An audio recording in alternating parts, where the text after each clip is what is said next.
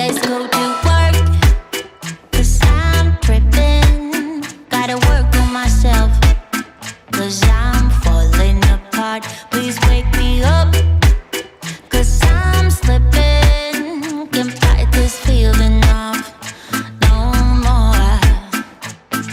But I'm not going to give up and fall. Rise above the door. Meet all my challenges and search for my strength. I defeat them all. I'm never ever gonna hide no more. I come to love myself again. Yeah. For all the things I didn't know, the pain, the hurt, I let it go.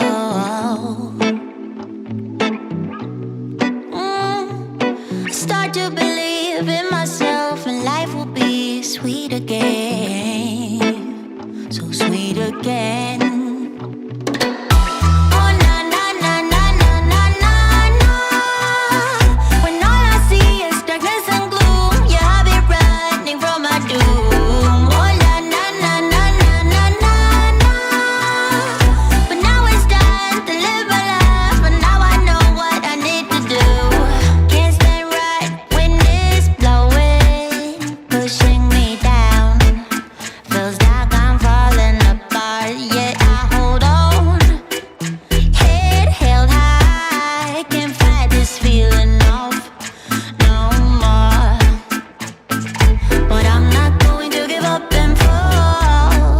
Above it all, meet all my challenges and search for my strength. I defeat them all. I never ever gonna hide no more. I come to love myself again. For all the things I didn't know, the pain, the hurt, I let it go. Let it go. And I start to believe in myself, and life will be sweet again.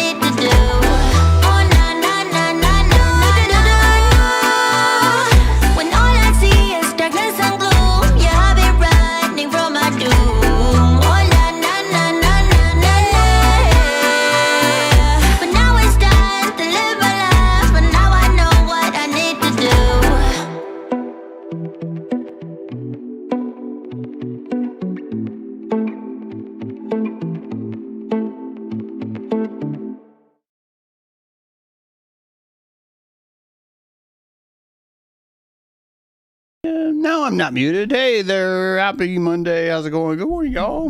Hey, I wanted to talk about, I got a question last week. Hope you guys are doing well. Welcome, James Drew. I wanted to talk, last week I got a question. The question was, James, who's in charge? Who's in charge? Who the fuck's running the show? And it's a great question. It's a great question. And I know I joke a lot about the Dark Mothers, something I shouldn't joke about. 13 bloodlines. Each of them wears a black robe. They're all clones. They're not clones. They all give birth at the same time in a sacred ceremony. Then the babies have a battle to the death. And the baby that wins, the baby that eats the other babies, is in charge of the world. And I'm surprised by how many people like this answer. I really am. There's a lot of people out there that are just like, this, I knew it. And when I first started to research how this world works, I started to notice that people seem to like this answer.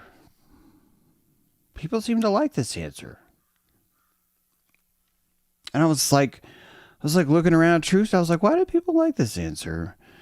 What is it about people liking this answer that it honestly changed my entire paradigm to how I approach the truth movement?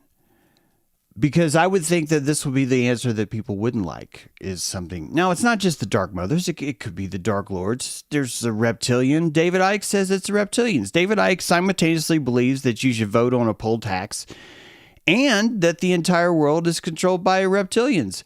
I think that's funny. I think that's like, how does that, if reality is controlled by reptilians, and it's like sometimes spider reptilians.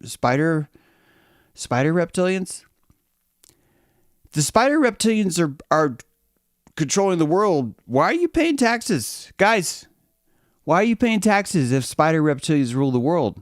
Why? And when James True entered the truth movement, which was later, some of you guys were like, oh, you didn't look at Sandy Hook? It's like, no, I was busy. I had friends. I had a job. I had a career. I was like doing stuff. I was just like getting shit done, man.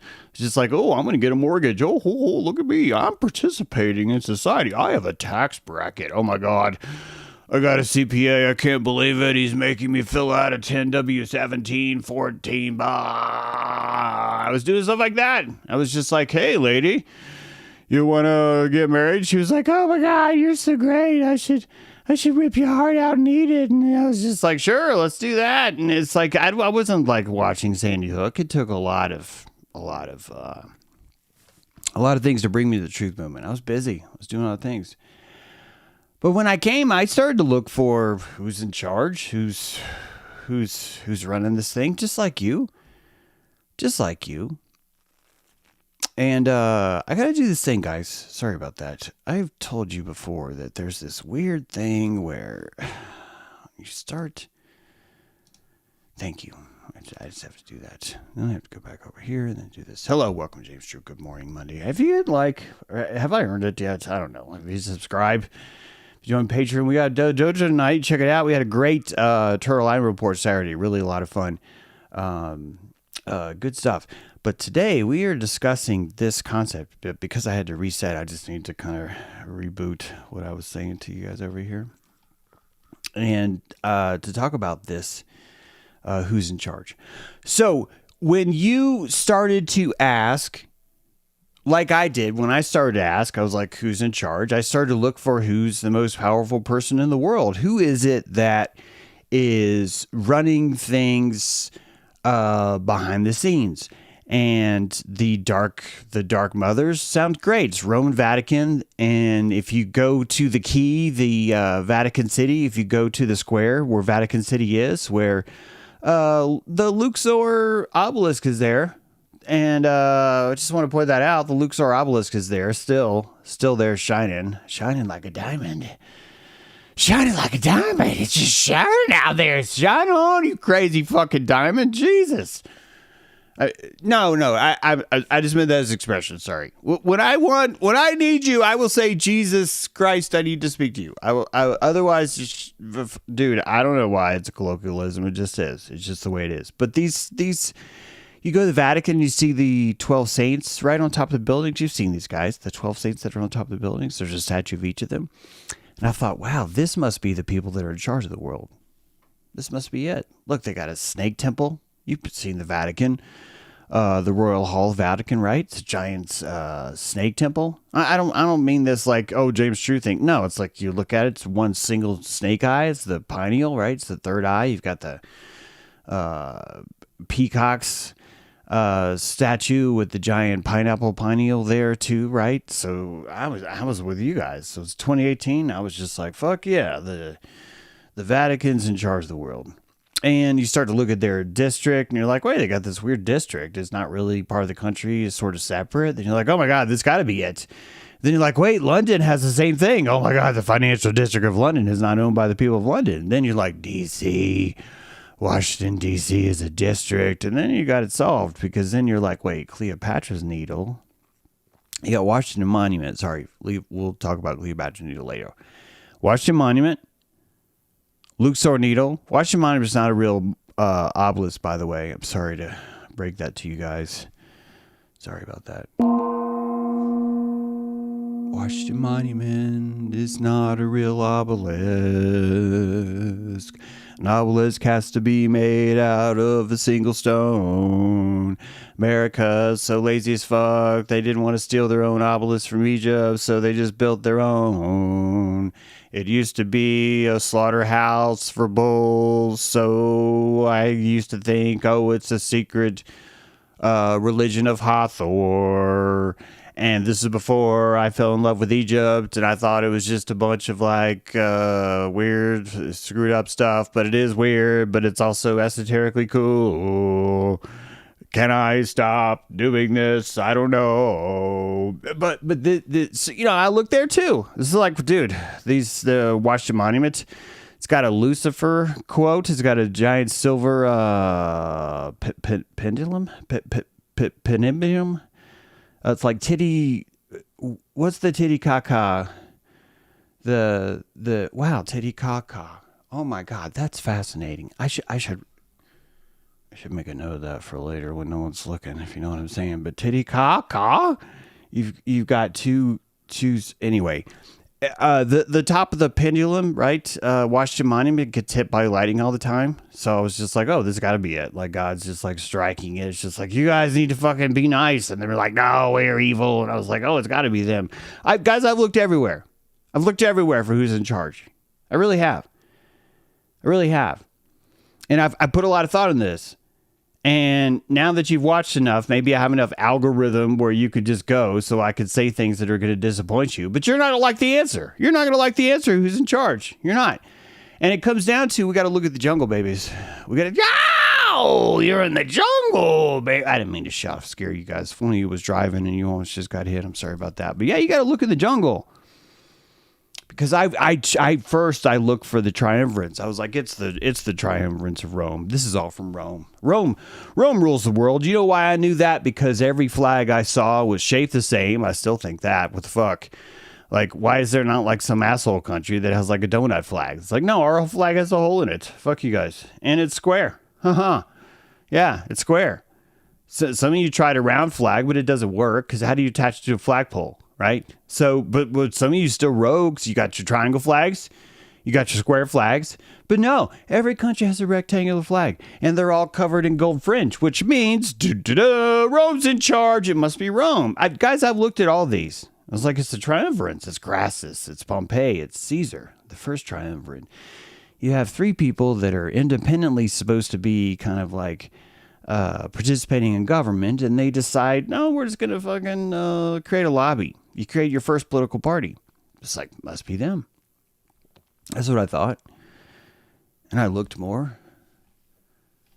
Once in your life, you find them. The triumvirates are not in charge. 'Cause when you see the second triumvirate, it's made of patsies.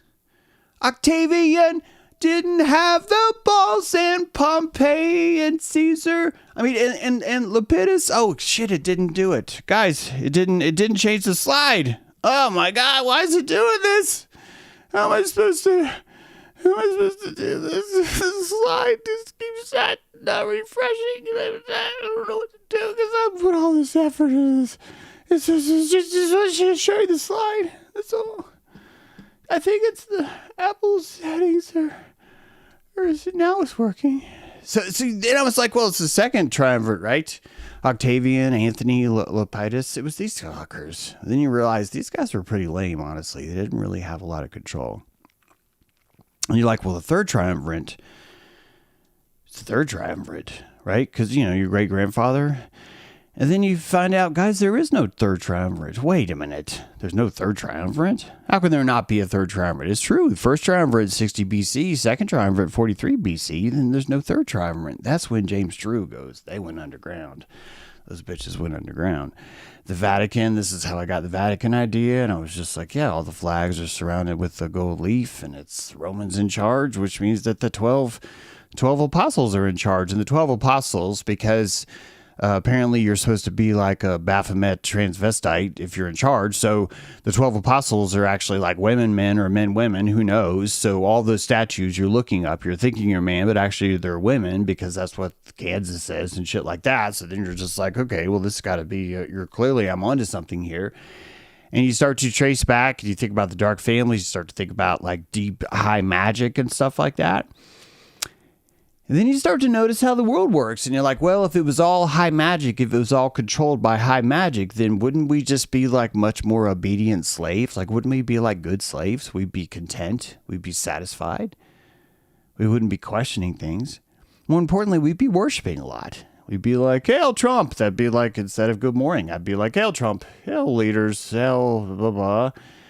Some of you are smart and you're like, Helios. And I'm like, I know. Thank you for reading Black Eye Club. Because when you start to look at Hades, you start to realize, holy shit, I think we're all worshiping Hades. And we're just in denial about it. But that's a whole other conversation because this is how deep I've looked at who's in charge. Is I've even thought about, well, what are the psychological implications of us even knowing you're in charge? Because if you captivate someone and you put them in a prison, then the only way to truly rule them if they're in a prison is to make them think they're not in a prison. So now if we think that we're not, think about it. I've been here too, guys. I've been down this avenue too. I'm happy to take you on a tour. Get in the boat with, not a boat, get in dude, the station wagon was a convertible on Fantasy Island. It was a station wagon that was a convertible. It's like the weather was so perfect that they're like, let's take a station wagon and turn it into a convertible. Then let's put an awning just on the back, not on the driver's seat. Driver's seat doesn't need that. It's fine. And I will take you through the tour of all the holes, all the spider holes I've looked at to see who's in charge. And another one of these comes down to, but the greatest ruler would be the one that no one knows they're being ruled by that. And then we'd be not aware that we're inside our own prison and stuff like that. And you can go down this road, but then there's no point in ruling. There's no point. And then you can't be in charge if you don't care. If someone doesn't care that we don't know that they're in charge and that we're not worshiping them and that we're not like bowing down or we're not collecting their gold. That's my favorite. Let's go Anunnaki here. Let's just fucking archaic the shit out of this and go, they're looking for ancient gold fillings in your teeth so they can fucking proselytize and figure out why it's okay to sexualize all people as long as you have esoteric knowledge. And it's like, no, that's not it either. You keep looking through underneath all these holes and you keep misinterpreting what the word esoteric means. Esoteric doesn't mean that only one dude has information or only the triumvirates has information. Esoteric means it's out there in the open where it's ubiquitous, where it's everywhere, but only a few people see it. And if the rulers if you did not know that you were being ruled by a ruler, if you were happy inside yourself, then there would be no esoteric way of even noticing that there was a ruler. So that's out too, because frankly, you're just calling that God in the sense of whatever gothropomorphic, because anthropomorphic is man. Holy shit. Let's think about this. Anthropomorphic is when you anthropomorphize, you give human characteristics to things. What if you give godlike characteristics to things? What would that be called? Gaiamorphic. There we go. Gaiamorphic.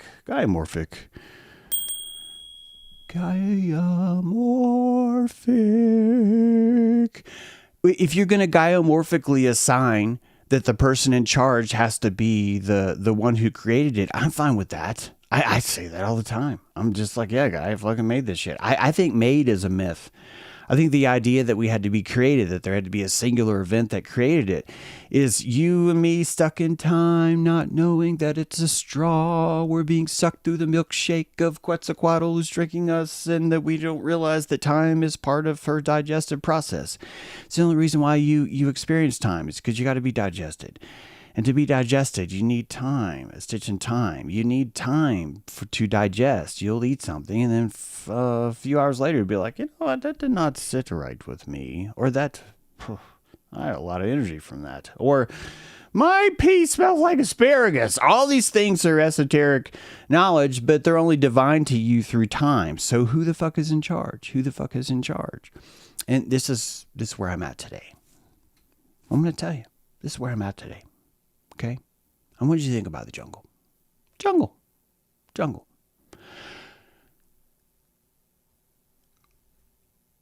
Who's the king of the jungle? First answer. For off the top of your head, first answer. Some of you probably said lion. Not everybody. Some of you were like, I'm going to lie about it. Some of you are lying about saying lion, which is adorable. Some of you just didn't say lion and you didn't lie about it. You're just like aardvarks. I've always fucking knew aardvarks in charge. And when I ask you why, it's like, cause James, they're the first of the alphabet. And I'm like, fuck, you got me. They're in charge. They came first in the alphabet. Alphabetically, they're in charge. You have an idea of who you think is in charge. You have a conceptual understanding that there's someone in charge. And I want you to ask yourself why you need someone in charge. Because when you look at the jungle, does the lion actually dictate what all the other animals do? Does the lion actually know what all the animals do? Well, yes, James, because he walks in and all the animals run. Okay, so all the animals run. So the lion controls what the animals run away from. That you could sort of control that. You could control that. Because the lion would then move the hyena into a place where the lion wanted them to be simply by, shepherding them. So that means sheepdogs are in charge. That means things that are able to shepherd other things are in charge. But that's not true. It's not true. Those sheepdogs aren't in charge. They're like looking at someone else. They got the crazy eyes. They're like looking at you, loco. Australian shepherds, right? They got their loco eyes. They're like, I will stare you down, Cowie. Hey, Hathor, I see you. They're not in charge either. They're following orders from something else. Now you're starting to think about the farmer. You're thinking right? You're looking at the man behind the man, right? The man behind the curtain, the lady behind the curtain, the entity behind the curtain, the dark mother behind the curtain. So it'd have to be someone that's in charge, that's actively in the world, that's actually being served somehow by the people that are in charge. But I want you to think about how much effort is that farmer putting into telling his sheepdog what to do. So even though he's removed from this, you could call him in charge, but does he really have a choice at what he's doing? Does the farmer himself really in charge? It looks like that, but ask yourself, why is he out at 7 a.m. in a foggy field bringing sheep in? It's nice out. That's a good excuse. But sheep get in a lot of trouble. Did you know that? They like to get their wool all dirty, like full of brambles and stuff. They like to corral in mud where there's low gator mud, and then they get the bottom of their wool all muddy and stuff. It starts to break down the quality of it. Then it's time to shear them. You're just like, you guys are so dirty. You're just like giant cotton balls wandering around, swathing up all the mud everywhere, and you're trying to be in charge. You're trying to do this, which is the whole reason why you have cattle dog, is you're trying to keep the sheep A, alive, B, for some reason, goats just don't know how to navigate fences. They stick their head inside a fence, then turn, and then don't realize that they have horns. And then 3 days later, you're going to burn in hell because you neglected a goat, and now the goat's dead because it's attached to a fence. So your entire life is not necessarily in charge. Yes, you may be higher on the totem. You may somehow be higher on side the totem in some way, but is that truly in charge? So let me ask you this. Do kings talk to animals? Does the king of Africa know what the lions are saying? Does he know what the elephants are saying? Maybe a better question is, does the president, any president at all, pick your favorite one? Okay, let me rephrase that. Pick your least abhorrent one. Could they talk to animals? It's doing it again where it's not, it didn't show you the slide. Hang on a second, guys. Need a second. I wonder does that show you the slide I'm really sorry this is screwing up here. Let's see here. Let's present properties, restart. So does we're getting there. Does your favorite president talk to animals? Do the generals of the Pentagon, the highest officials in the Pentagon, do they have the ability to speak to birds? Can they command snakes at will? Can they repeat all the calls of all the other animals and sort of like one to twin powers themselves in form of a giant eagle kind of? No, none of those things.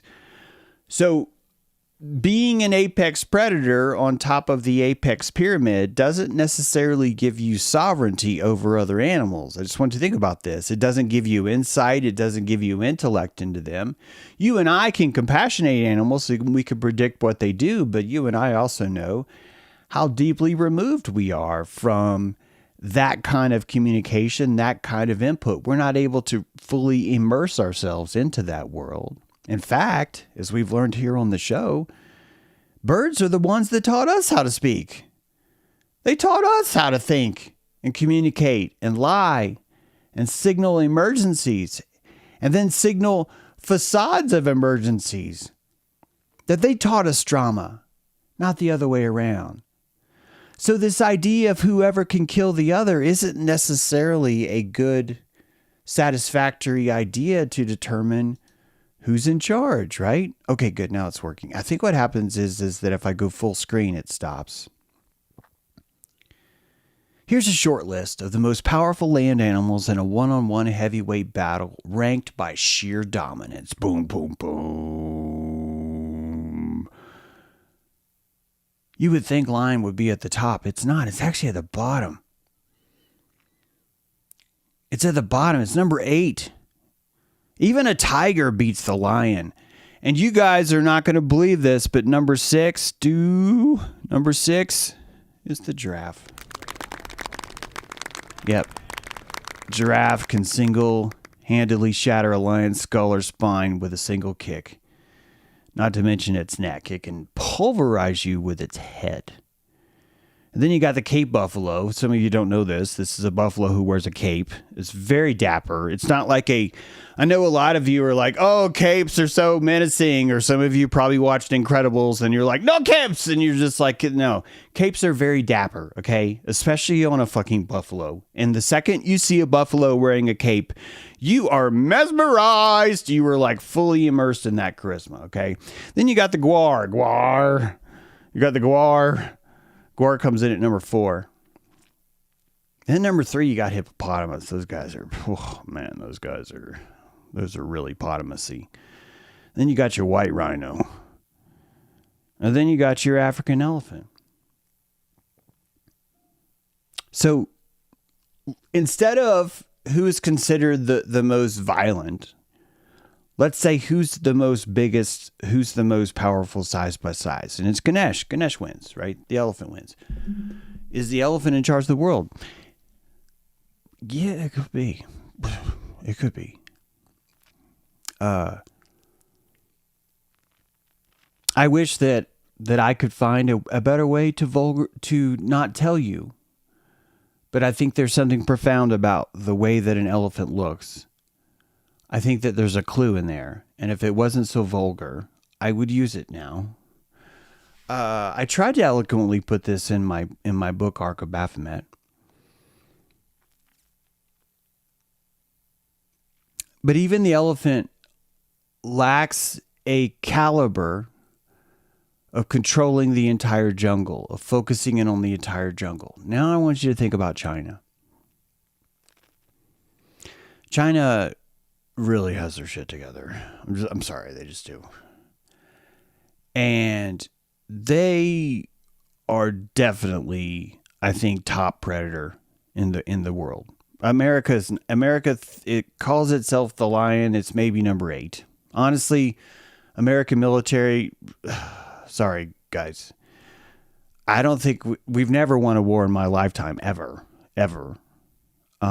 Some of you might say it's because I was in the military. That's fine.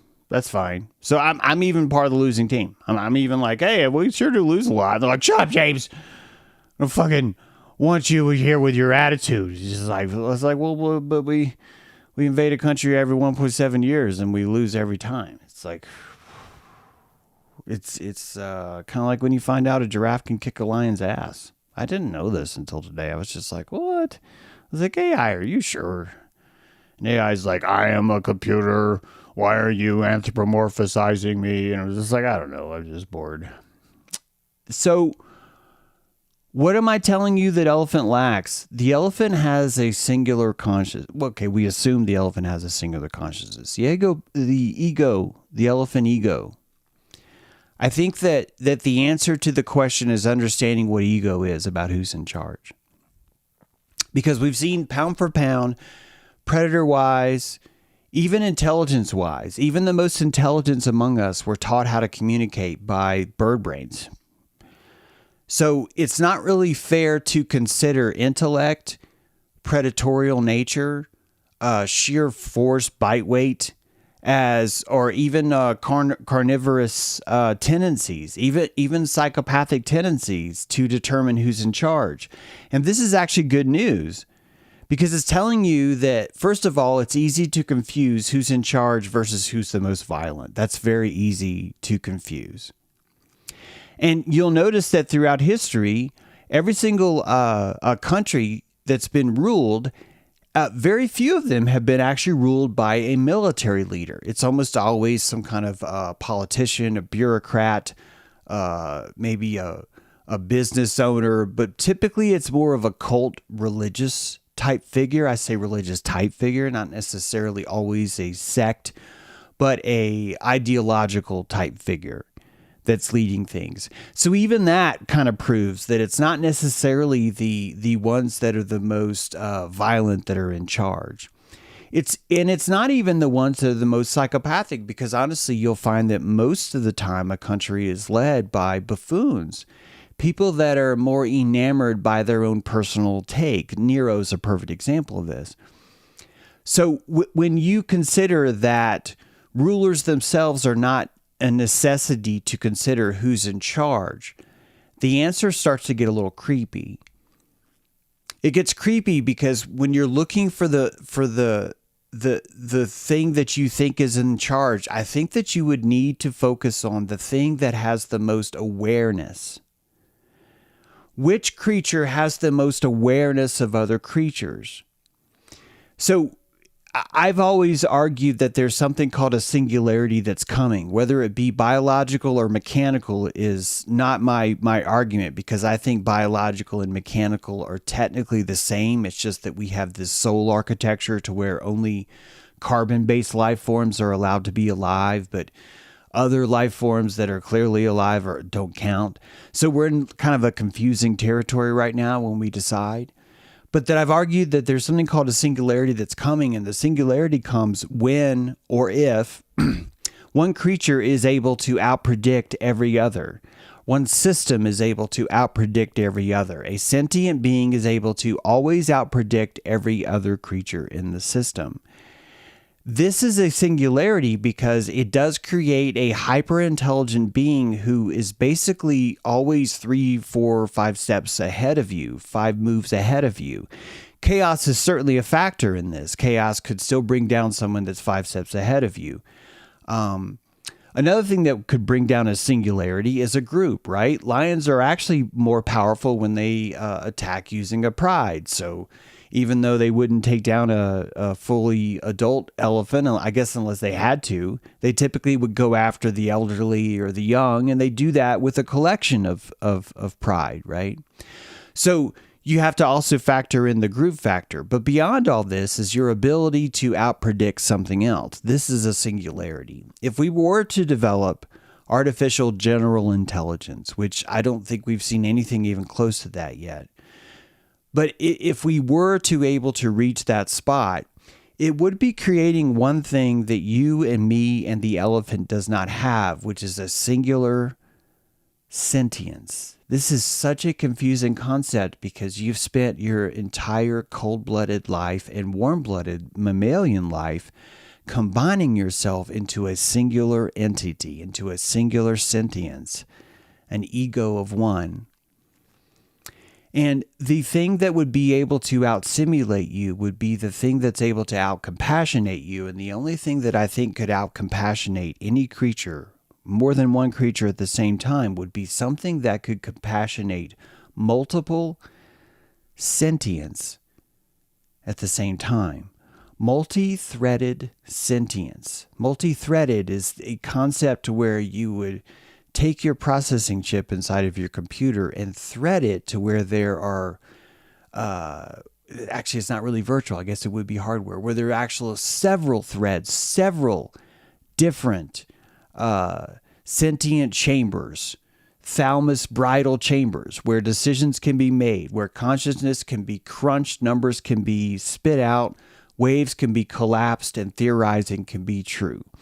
When you enter into a multi-threaded state, you're entering into a hive kind of mentality, a pride of lions is a hive, and that if you could splinter yourself schizophrenically on purpose, this really makes you rethink what schizophrenia is, I think, too. A lot of sidebars here, forgive me. But if you could find a way to multi-thread yourself, you would be able to compassionate animals that, as long as you were utilizing the same rough brain calories, you would be at least at their level, if not more. None of us have demonstrated the first triumvirate of Rome, the second triumvirate of Rome, Emperor Z, the entire formulation of China. All of these things are suffering from a singular problem. That problem is singularness, ego-ness, sentience-ness. And when I look at the jungle, there's no one in charge of the jungle. No animal has the sentient ability to compassionate every other animal and simply exist as all of them, except for one, which will be the land itself. Is the land alive? But because of what we talked about earlier, we don't like to grant rocks living consciousness, etc., lots of hoodoo guru stuff. So you end up asking yourself who's in charge, and the answer, I'm sorry to say, comes down to it's either no one or everyone. This is why symbiosis becomes such a deadly virus to the psychopath. This is ultimately, I think, why you end up winning this war. Why we end up succeeding. Not even we in the sense of you and I could be decimated, because look, we're fucking funding a pretty violent predator that likes to start wars everywhere. It would be almost cantankerous for us not to suffer some sort of karmic rebuke from what's happening around us.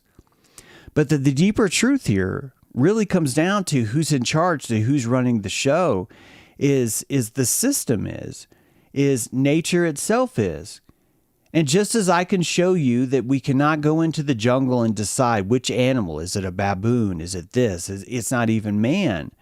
Which animal truly controls all the other animals? The answer is none. That the deeper question, the thing that truly haunts you, is that why do you want to be? Wait, why do you want someone to be in charge?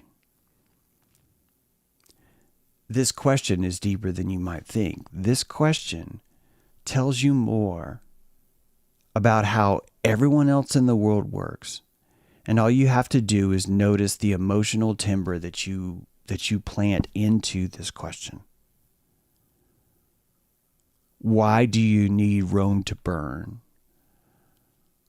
Why do you need someone to be held responsible for Rome burning? What if Rome fell because it lacks sentience? My slides aren't working, and I don't want to lose this. What if Rome fell because it lacks sentience? Rome was splintered in two. Did you know that Rome fell and then fell again 300 years later? It's you have, when the resolution of people increases, the ability to saturate across a mass continent decreases. Why? Because your resolution is growing and you lack the sentience to spread that far away. What do I mean by this? If you're in a video game and you are seeing mountains in the distance, you cannot see what's on the mountain itself. You can't see the little critters that are on the mountain. You would have to go there. That's great. You're all powerful. You can go there. Great, go there. But now what's happening at your home? There's an ant crawling on your toilet seat. You're supposed to be in charge. Why is there an ant crawling on your toilet seat at home? You don't know that. You need to go home and figure out why there's an ant crawling in a toilet seat. Your singular sentience causes you to not want to be in charge. Where are you going to go? What are you going to do? You think Trump has a beautiful life? Do you think every day Trump's like, wow, I'm really excited about getting up today. And what am I doing? I'm going to go sit in a cabinet meeting with Pete Hegseth and Kristi Noem and Kash Patel and Dan Boingo or whatever. And I'm going to have a good time hanging out with those guys. And I'm going to bloviate about how great I am. And they're always going to say yes to me. Is this truly someone who's in charge? Is this truly someone who is talking to the birds, who has Dr. Doolittle, who fully understands China, who fully understands the entire world? Does Trump have a special relationship with the climate? Can he control the weather? No. No, he can't, because he's not fucking in charge. He's not in charge. Every single time I trace down one of these creatures that's supposed to be in charge, I find a feature of the brain, a feature of the psyche that looks to be this entity that we're claiming is in charge dressed in personal clothing. The reptilian is the perfect example. You have a mindset of people that want the reptilians to be in charge. And when the reptilians are in charge, they could be as terrifying as you want them to be because they're at least 30 million light years away. And there is one part of you that would seem that you would want to be 30 million light years away, and that would be your reptilian core, your triune brain. This central reptilian core could be the reptilians that we think are in charge of the world. That the reptilian space pope is you. It's this inner faith, this inner congregation that you do not necessarily have control over what it believes, what it wants, what its urges are. And that you would externalize this in a very Freudian way. And you would create this aspect that you know is real because the truth is in the room, and you would broadcast it into the zeta reticuli, light years away, so you could at least stomach that it's here, but it's far enough away. This would be one of the people that we think is in charge. The psychopath is another. And inside of you is a psychopath that's capable of complete apathy. That the absence of yourself can cause you to be texting while you're driving, and meanwhile you kill innocent people simply because you were unconscious. So you start to find that your unconscious mind has a much stronger ability to kill or to commit immorality than your conscious mind does. And this is a predator that is more terrifying than any lion, than any buffalo wearing a cape, because this predator is fucking you. And this is why we will not accept that there can't be no one in charge, and that it can't be us. These are the two tenets. There needs to be someone in charge, and it can't be us. And both these are hiding this deeper psychic truth about the clinging nature that we have to want someone to be in charge. For someone to be in charge means they have charge. For someone to have charge means we give them all of our charge.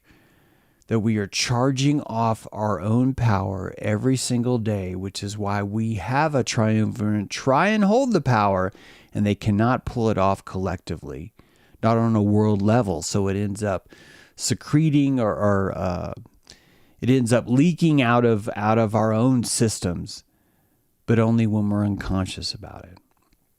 Only when we're able to check out and sign out to these things. It's a travesty listening to the media talk about gas prices right now. It's like, well, it's okay to kill people. It's okay to go to war. It's okay to not call to war. It's okay to call skirmish. It's okay that while the dead bodies are on the tarmac and the parents are there crying, you're going to say how proud the parents are that their kids got to die for Trump in this war. That all this shit becomes fine because we're able to just unconsciously slip into this idea, yeah, but if you raise gas prices, boy, this war is going to cause trouble. It's a sycophant. It's sick, and it's sycophantry. We're watching ourselves insist that the only thing that would stop this war is if gas prices got too high, because the killing of life is not nearly moral enough of a reason. But my God, if we have to pay more at the pump. And we're walking around pretending that this is an entity, that this is how Americans feel, that collectively we're fine with murdering people in the Caribbean. But the second you start to raise gas prices, we're going to have to start saying harumph about it. We're going to have to start considering something different now. Someone ought to do something. The sacred power of government in that word. This is all because we're insisting two things. One, someone needs to be in charge. And two, it's not going to be me. Because it means I'm not the bad guy. I'm not responsible. There's nothing I could do about it. All of your power lies in you insisting two things. One, someone's in charge. Two, it's not you. All of your power lies in that. And we have a weird relationship with power. If the sun hurts, Hertz, it charges you. And you are constantly looking for ways of not holding that responsibility. You're a lumineer. From your gut to your skin. Subsurface scattering, that light hits you. It takes minutes for that light to escape from your skin. Most of it is eaten alive. The cellular globules deep inside of you swallow that up. They gobble it up. It's the most important thing they've ever seen. And this power runs through you. It invigorates you. More importantly, it makes you responsible. It makes you feel bad if you don't do the right thing. So we end up looking for these two things. One, someone who's in charge. Two, someone who's not me. And the only thing that's going to fix us is to have the most sickest psychopathic leaders we could possibly imagine. This is the only thing that would save us. Because the sicker these leaders are, the more we would start to realize maybe we need to own that power ourselves. Maybe this concept of snakes in hair, maybe the idea that we pick the evilest person in charge is perfect. What we have to do is stop giving them money, stop giving them so much authority, stop insisting that they have all of this power. And the only way to do that is simply not give it away, to stop insisting, one, that someone has to be in charge, and two, that person can't be me, that you start to realize, I have charge, I'm not in charge. What do I do with my charge today? What do I do with it? So you are looking for a romantic predator to be in charge of this whole place. And people will tell you, well, I worked for the satanic organization for years. I was deeply embedded inside them. And now I'm here to tell you about how to free your fucking mind. And at no point is this person ready to tell you, well, who the fuck was this person? You said you worked for the satanic machine. Why the fuck aren't you talking about that? Shouldn't we go hold them accountable for something? No. Because it's bullshit. And honestly, when you're listening to David Icke tell you about the new poll tax you shouldn't vote for, I think that should be a flag too. I think the idea of a reptilian spider pope thing controlling things doesn't really congregate with let's not vote for this poll tax in August. I think you're looking at a facade pretending to be a triumvirate, insisting that itself is a deep, dark family or dark, noble, satanic group because it would make you feel better. That's who's in charge. How do you feel? That's who's in charge. Ultimately, this rules everything. I mean, everything. And this is why I think you should focus more honestly on how you feel. Your feelings are tied more deeply to your morality than you're aware of.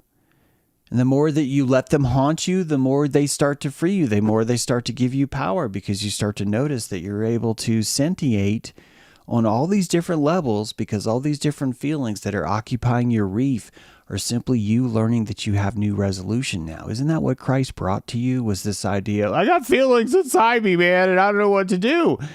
And instead of pulling their skin off, instead of asking your friend to drown you in a river, you start to process your own feelings, because you start to realize I can use these. And what is the first thing God does what is the first thing Jesus does when he starts to use his feelings? He sees the blind man and he notices he's lying. He notices he's got a con. He notices that this guy is sitting right next to a well, insisting that he's blind, insisting that he's dying of thirst, insisting that someone should help him. When he's right there, he's in the center of the square. Everyone can hear him. Everyone's being appealed to him. And only Jesus, who had enough transcendence of his own feelings, could see through that man's lie. What did he do? He spit in some dirt, put dirt in his eye. He showed him his own dirt. And the followers who hear stories like this lack the emotional intelligence to be able to admit to themselves that they're lying, so they have to call it a miracle. They have to say that Jesus gave him sight. Jesus gave him truth. Jesus witnessed him because Jesus was able to conjugate his own feelings. He was gaining sentience in that way. And you and I will eventually gain enough sentience where I think we will notice that we're the monad, we're the divine singularity thinking itself into existence this whole time. And there's no rush. We don't have to get there right away. We're doing just fine. Yeah, we're fucking doing wars with Iran. We're surrounded by stupid, idiotic pedophiles. They run things. And you know what? We need more pedophiles. We need worse fuckers. Because as long as people keep doing this, as long as people like this keep getting in charge, more and more people are rejecting and pulling their power out of this system. And this is progress. We're doing so well here. We are. With the exception of me not being able to show you slides, everything's doing great, guys. Everything's doing fine. So when you hear someone telling you who's in charge, ask yourself why they need to sell you that. And if you really, really have enough calories, ask yourself why you need that. Why you need two things. A, someone's being in charge, and two, it's not you. Because that's the first thing you do. When you say who's in charge, you are automatically assuming it's not you. You're automatically assuming that. And I don't know if people really are aware of what they do to their own power every day as they convey the lies that we call reality around us. What is your relationship to power? What is it? Thank you for watching James True today. I hope you have a beautiful Monday. I am proud of you. I think you're doing great. Seriously. If you want to join us tonight for Dojo, Lori's hosting. It's at 8 p.m. Eastern. You can come say hi, dump some things. If you got need some witness, we got witness. We got a witness buffet. It's all like Cyclops searing. It's really, really helpful. So it's a good time to connect, decide what you're going to do this spring, and reinvigorate your power. Right? You are power. You are power. You're not in power. You don't have power. You are power. And that's all I got to say. Have a great day, y'all. We'll see you next time. Where's that button there? It says outro. Hey, yeah. Hit like button. Hit subscribe.